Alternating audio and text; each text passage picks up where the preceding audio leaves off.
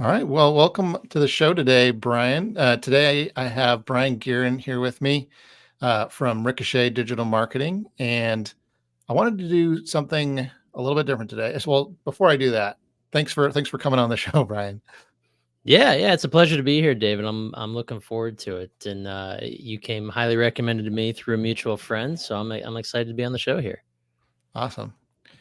Well, I wanted to, I've done some of these interviews with different folks, and I wanted to kind of take a slightly different angle today and talk specifically around biz dev and kind of how that's evolved over your time in the agency space. So I'd love to learn, kind of as a starting point, how did you, maybe how you started and how you got your first client? What did that look like? Yeah. So at Ricochet, essentially I'm a direct response marketer, growth advisor. Many of our customers are in the home services space, and we have a handful of customers that are also in the restaurant bar type of scene as well, breweries. They're more so on the newsletter side of our business. But we focus in major areas such as web dev, online lead generation, so Google Ads, Google Business Profile Management, Facebook ads, email marketing, and targeted direct mail. Not every client needs everything that we do, but many of them do, or many of them pick and choose the things that they need or that fits in their budget. When I first started out 7 years ago, I developed my agency just around the ability to create Facebook lead gen ads for small local businesses. I identified a hole in the market where it just seemed like there was so much opportunity out there using the largest social media platform in the world, yet so many small local businesses think anything from coffee shops to service providers to restaurants to you name it, that could invest a little bit of dollars into Facebook ads and be able to push offers, drive new customers, and create new lifetime value. So that's how I got started 7 years ago. It's since evolved into adding team members, adding different services, adding to my own personal capabilities and what I could do in the marketing space through tons of continued education, mentorship, you name it.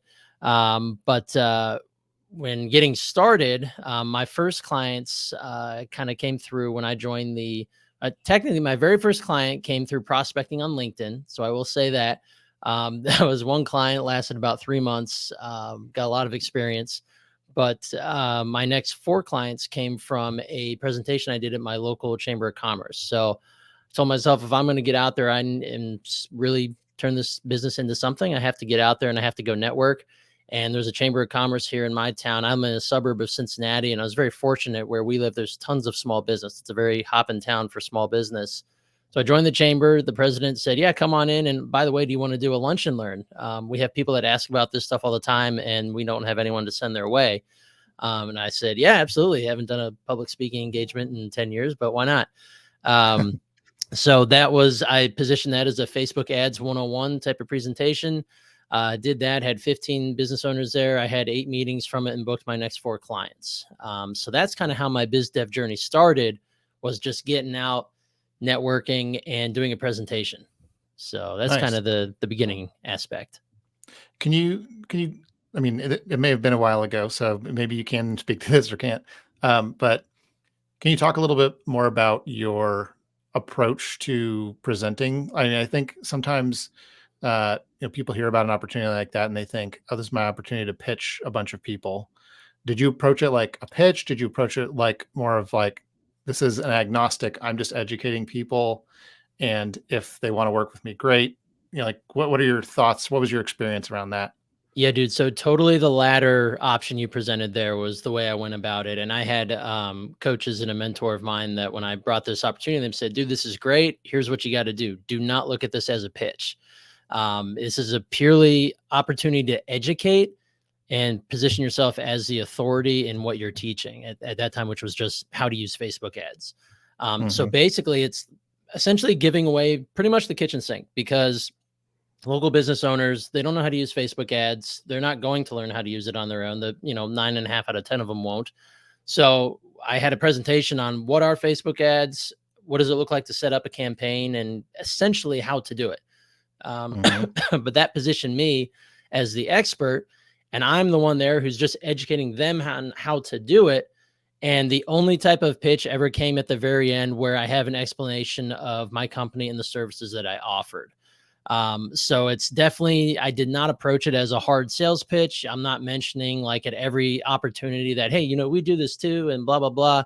Didn't mention price, none of that, just purely educational, gave them a ton of information. And then essentially said at the end, and this is who I am. I always kind of play it up, playful, be like, and shameless plug, I own Ricochet Digital Marketing. We do all of this. If you couldn't tell by now, we do this. If this is something you don't have the time, desire, or knowledge to do, I would love to have a meeting with you and provide a free consultation. That was kind of the offer that I would tag at the end of this is I will go buy you coffee and we'll have a free consultation where you just spill your guts on what's going on in your marketing and your business. And that's what led to my next 4 clients. Nice. Well, you mentioned the spilling your guts, or getting them to spill their guts.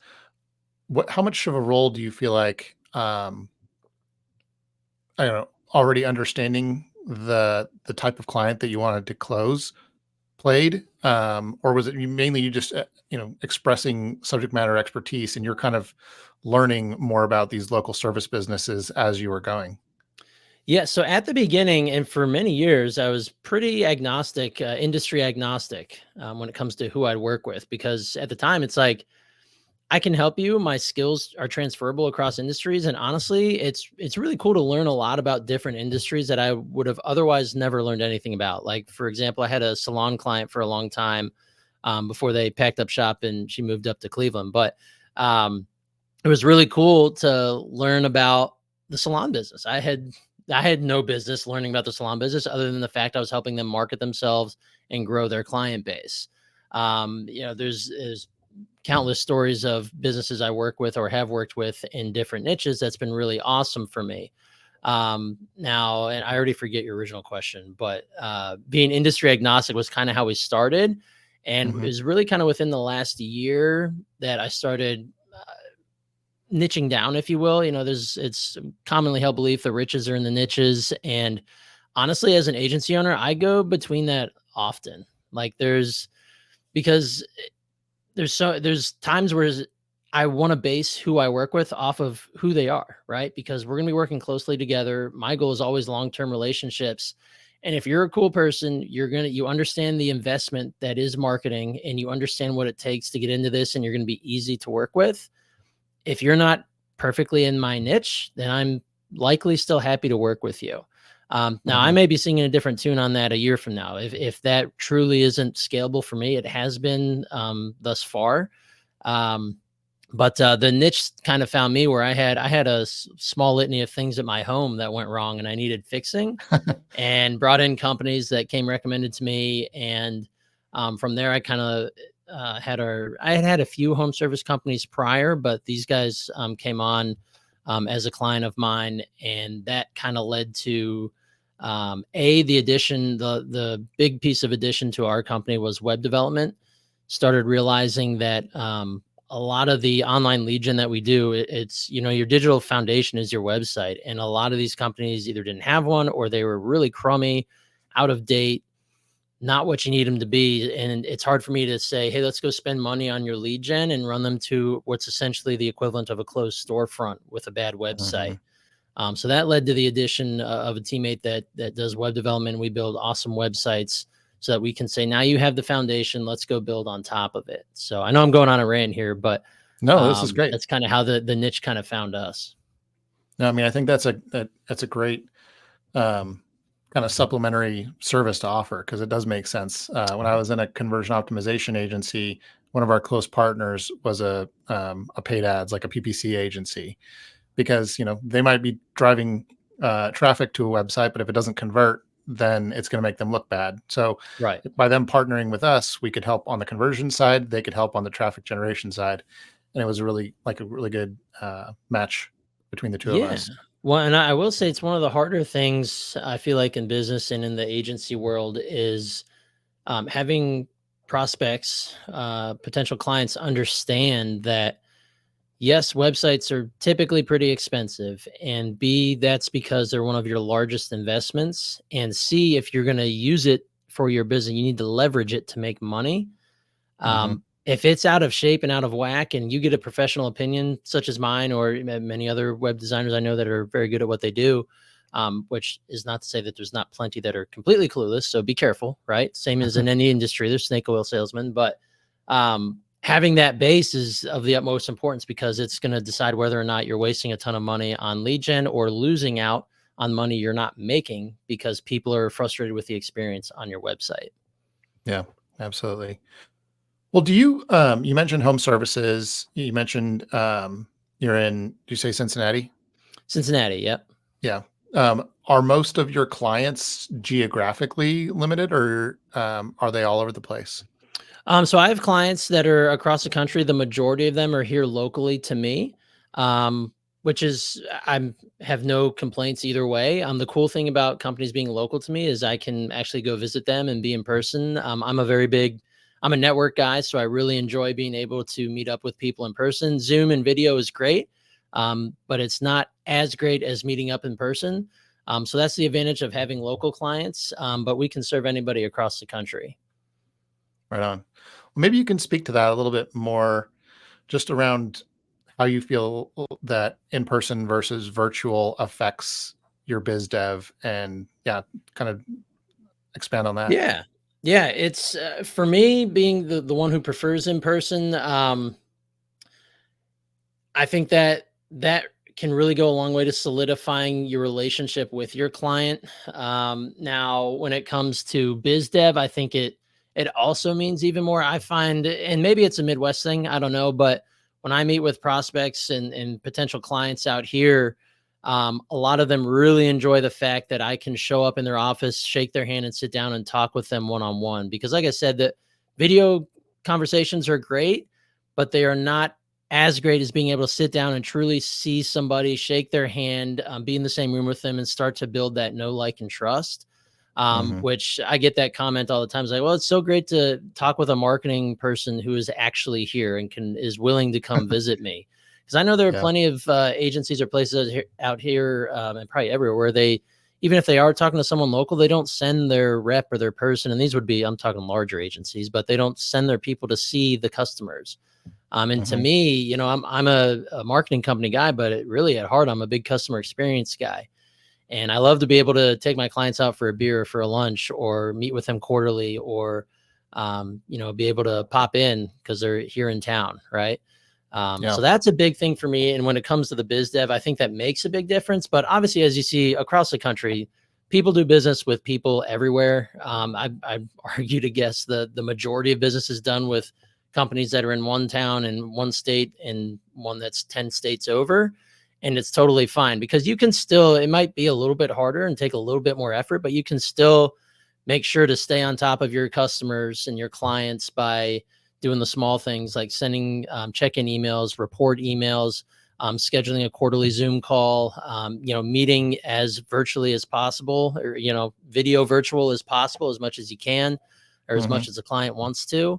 But it's especially for myself and my agency, that communication is the big thing for me where I'll talk with potential customers where they're like, man, it's just the last place I was at. I felt like I got burned because I never saw the ROI, or even if there was, I couldn't track it.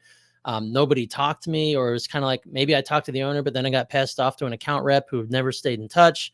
I never knew what was going on.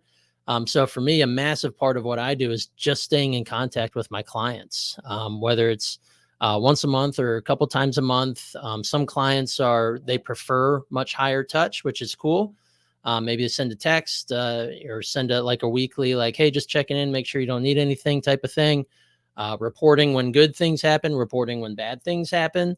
Right. And clients, for the most part, really appreciate that. Even if they're ones who don't respond and they don't seem to care, they see the messages and they see the notes. And I know that they appreciate that because it's kind of like dating. If you go 5, 6, 7, 10 months, however, even 2 months without talking to your client, or if it's your girlfriend, it's something's wrong, right?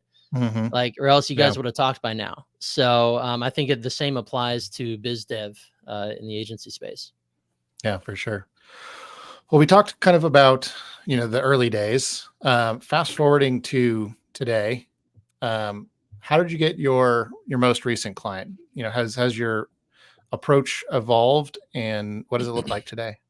Yeah. So my most recent client, which I'm sure just about every agency owner is familiar with, came from the referral route.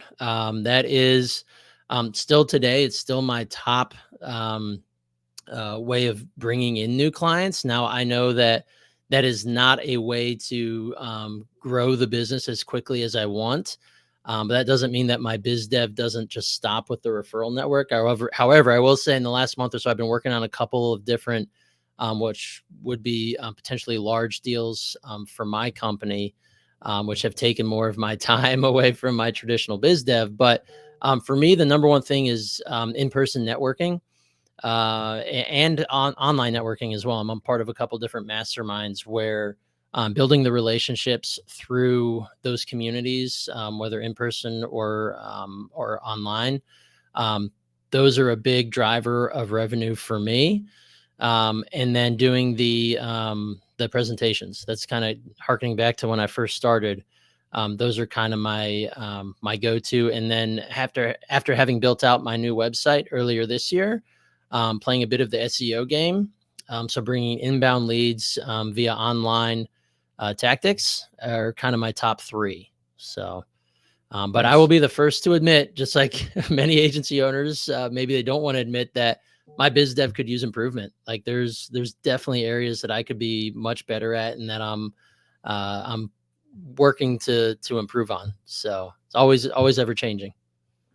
Do you feel like, I mean, I know that a lot of times it's the balance of biz dev versus client work. Has that been the main tension for you, or has it been like some other sorts of tensions that maybe put biz dev on the back burner? So part of it is yes, between biz dev and client work. The cool thing about a lot of our client work is and a lot of our clients have been with us for three or 4 years or more. Um, Not to say that we pay attention to these accounts. They're checked on every day and they're monitored, but some weeks there might not be a ton of actual time hours invested in a certain client account. Whereas the following week, it might take 5 or 6 or 7 or 10 hours or whatever is needed for what we're doing, what we're developing, or what we're launching. So Hmm. weeks are different in terms of the time commitment. But the split between that and biz dev depends on the week. But there's another big project I work on in another company I'm a part of called Millionaire University, where I'm a co-host on the podcast, where we're reaching about 600,000 people per month. So there's also an aspect of including that in my time, Hmm. which honestly I'm still working to balance between my agency and between working there. I love doing both. But there's also a lot of my time in that company where I'm spent doing essentially biz dev, bringing on people to our podcast and doing follow up, making connections, and growing my network through the podcast as well. So I guess a little truth serum would be that I have a little bit of the maybe not in this case because both businesses are exactly what I want to be doing, but shiny object syndrome sometimes affects just about every entrepreneur. So whether it's trying to try out different biz dev fashions, or maybe this week I spent way more time on this because it needed me or because I wanted to. Some of these things, the end result is some of the biz dev gets left behind. Yeah, no, that makes a lot of sense. Well, we talked a little bit about, where things started, how you're approaching things today. Kind of looking out into the future, how do you, well, I guess, where do you see your agency going? Where do you want to end up with it? Some agencies are looking for an acquisition. Maybe they have some different sorts of visions. Where is your thinking around that? And I don't know, are there other sort of biz dev approaches you think you're going to want to explore as you move that direction? Yeah, yeah. So it's funny. I go back and forth on this all the time of what I really want in terms of whether it's an exit or just kind of a legacy business. The cool thing about an online agency is whether you have two clients or 15 or 58 or 100, if you have your business and your system set up properly, it can be a business that can go for a long time. And it can kind of be where, like, if I ever wanted to hop into a different venture, or if Millionaire University takes off the way we want it to, if that requires more of my time. But Ricochet is steady and it's bringing in some pretty solid revenue where I can go not make a ton at a different venture and still be covered. That's great. Mhm. Or maybe we take it to the point where it's like, hey, now we have actually have something that's sellable. Let's go test the market and see what someone might be willing to pay for essentially. And I think I haven't had an exit before, but, and maybe David, you could tell me if I'm wrong, but um, when selling a digital agency, you're pretty much selling the client book and possibly the producers that come with it, the people that run your system. I know there's varying degrees of how many X's you can get out of it, but maybe in the next 5 to 10 years, we're at a point where, hey, there's a pretty solid number on this, and I'm ready to shed this to go focus on something else. Or, who knows in the next 5 or 10 years, what other types of opportunities can present themselves. I'm open to any of them. I don't have intentions on selling it in the next 12, 18, 24 months, but, who knows? Yeah. I feel like you just kind of wait and see. And sometimes, some opportunity lands on your lap. And then that's when you have to like really reflect and decide whether it makes sense to go for it.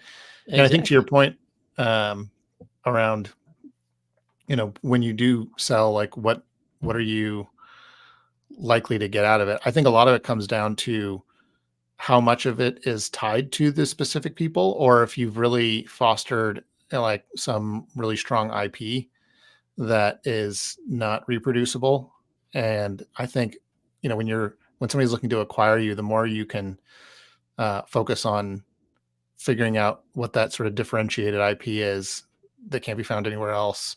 I think you can generally, be able to expect a higher multiple if you're taking that approach. Right, exactly. So yeah, so many different variables in that aspect it'd be really exciting to have, at least be in the position to entertain that someday. So Totally. yeah. Awesome. Brian, it was great having you on here. Um, Learn a little bit more about kind of the biz dev process and your biz dev journey in particular. If people want to stay in touch with you and connect with you, whether it's for the home services marketing or it's maybe they're another agency who would love to learn more about kind of your approach to things, what's the best way for them to find you and follow with you? Yeah, absolutely. So best way to reach me is either email or LinkedIn. So obviously we're live on LinkedIn like right now. If you want to shoot me a connection request and shoot a DM to me, I'd be happy to connect with you and we can strike up a conversation.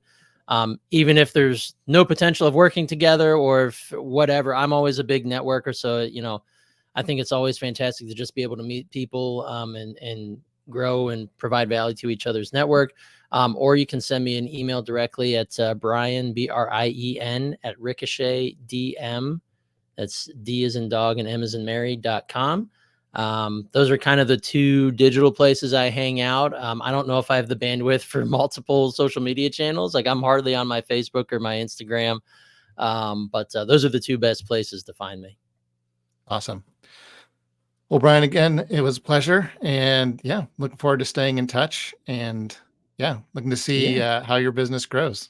Yeah, absolutely, David. Thank you so much for having me on my show. And anybody who may find me through our live here, I'd be happy to provide a free consultation. Maybe I can digitally buy you coffee or something. We can talk about your business and see where we might be able to help you grow. Sounds great. Awesome. Well, have a good rest of your day. All right, thank you. You too, David.